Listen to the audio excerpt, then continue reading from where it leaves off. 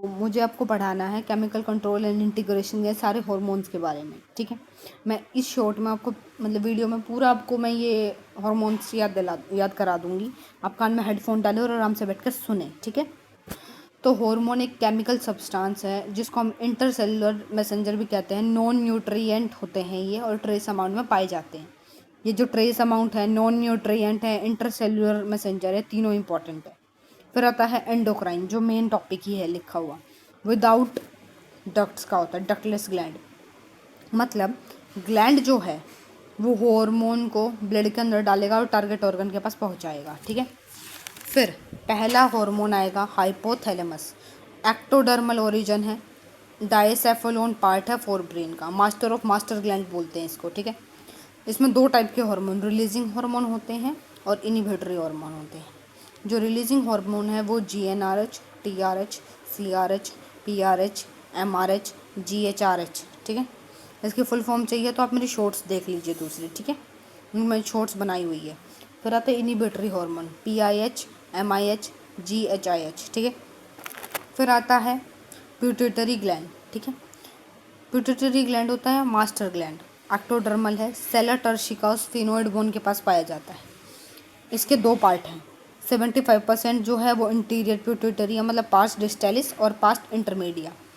25% posterior pituitary है जिसमें past nervosa आता है, ठीक है। इसकी पूरी एक्सप्लेनेशन मैंने अपनी शॉर्ट वीडियो में की हुई है, वो देख सकते हैं, ठीक है। इसके सेल्स के बारे में, इसके फंक्शंस के बारे में मैंने पूरा बताया हुआ है कि कैसे कैल्शियम डिपॉजिट्स हो जाता है, कैसे ACTH काम करता है, TSH काम करता है, ठीक है।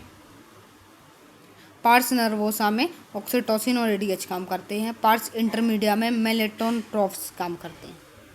फिर आता है पीनियल ग्लैंड, एक्टोडर्मल है, एपिफाइसिस ऑफ फोर ब्रेन और डोर्सली लोकेटेड होता है। कॉमन नेम है थर्ड आई ऑफ ब्रेन भी बोलते हैं इसे। हार्मोन मेलाटोनिन, जो क्या करेगा, बायोलॉजिकल क्लॉक होती है, स्लीप वेक साइकिल पे काम करता है, 24 hour cycle, diurnal cycle, cardiac rhythm का काम करता है, पिगमेंट करता है स्किन में, बॉडी इम्यूनिटी का काम करता है और मेंस्ट्रुअल साइकिल में भी हेल्प करता है, ठीक है। फिर आता है थायराइड ग्लैंड। थायराइड ग्लैंड करेगा एक्टोडर्मल, एंडोडर्मल इन ओरिजिन है, वेंट्रल साइड मिलता है ट्रैकिया की और विंड पाइप की। इस कॉमन नेम क्या है, बटरफ्लाई ग्लैंड बोलते हैं और H ग्लैंड बोलते हैं। इसका PYQ है, लार्जेस्ट एंडोक्राइन ग्लैंड है ये, जो स्टोर करता है सिक्रीशन को। हार्मोन इसमें आयोडीन के दो हैं, T3 and T4। T3 less amount में मिलता है और T4 मोर अमाउंट में मिलता है। फंक्शन में PYQ है, control BMR, basal metabolic rate को कंट्रोल करता है, मेटाबॉलिज्म को कंट्रोल करता है और अफेक्ट करता है एरिथ्रोपोइसिस को, ऑस्मोरेगुलेशन को और मेटामॉर्फोसिस कराता है फ्रॉग में, ग्रोथ कराता है बॉडी की, मेंटल ग्रोथ कराता है। डिसऑर्डर दो टाइप के, हाइपोथायरॉयडिज्म और हाइपरथायरॉयडिज्म। थायरॉयडिज्म में सिक्रीशन T3 और T4 का कम होता है। इसमें 4 डिजीज़ दी हैं। क्रेटिनिज्म जो बर्थ से ही होती है, माइक्सेडीमा जो गर्ल डिसीज़ होती है, प्यूबर्टी के बाद आती है, सिंपल गोइट्रेट जिसमें आयोडीन की डिफिशियंसी हो जाती है, नेक्स्ट स्वॉलन हो जाता है, हसीनामोटो जो ऑटो इम्यूनिटी डिसऑर्डर है, एंटीबॉडीज़ को किल करते हैं थायराइड फॉलिकल्स के। हाइपरथायरॉयडिज्म में सिक्रीशन ज़्यादा होता है T3 और T4 का, जिसमें कैंसर हो जाता है थायराइड का। एक्सपोथैलेमिक गोइट्री ग्रेव डिसीज जिसे कहते हैं, ऑटो इम्यून डिसऑर्डर है, पफी आइज और स्वोलन फेस हो जाता है। फिर आता है पैराथायरॉयड हार्मोन, एंडोडर्मल होता है, 4 लोब्स होते हैं जो डोर्सली लोकेटेड होती हैं।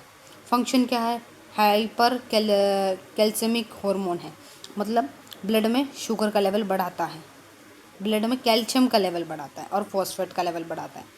इसमें 2 टाइप के मेटाबॉलिज्म होते हैं, कैल्शियम अगर हाई है ब्लड में और कैल्शियम अगर लो है। अगर हाई है तो कैल्शियम डिपॉजिट हो जाएगा बोन्स में, अगर लो है तो वही बोन्स का कैल्शियम ब्लड के अंदर आ जाएगा, स्मॉल इंटेस्टाइन से भी रीअब्जॉर्ब कर लेगा वो और PCT से भी रीअब्जॉर्ब कर लेगा। फिर आता है थाइमस, एंडोडर्मल होता है, हार्ट के पास होता है और बाइलोब्ड ग्लैंड है। PYQ है कि साइज़ जो होता है थाइमस का वो मैक्सिमम होता है प्यूबर्टी में, पर एज के साथ साथ उसका साइज रिड्यूस्ड हो जाता है। हार्मोन है थाइमोसिन, फंक्शन मैच्योरेशन कराता है टी लिम्फोसाइट्स का।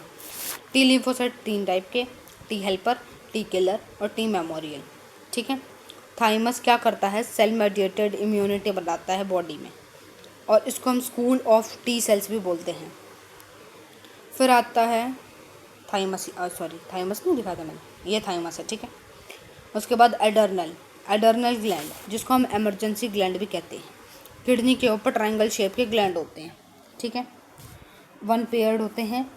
इसमें 3 टाइप के हार्मोन मिलेंगे, एल्डोस्टेरोन, कॉर्टिसोल मतलब हम स्ट्रेस हार्मोन भी कहते हैं जिसे, और एंड्रोजन।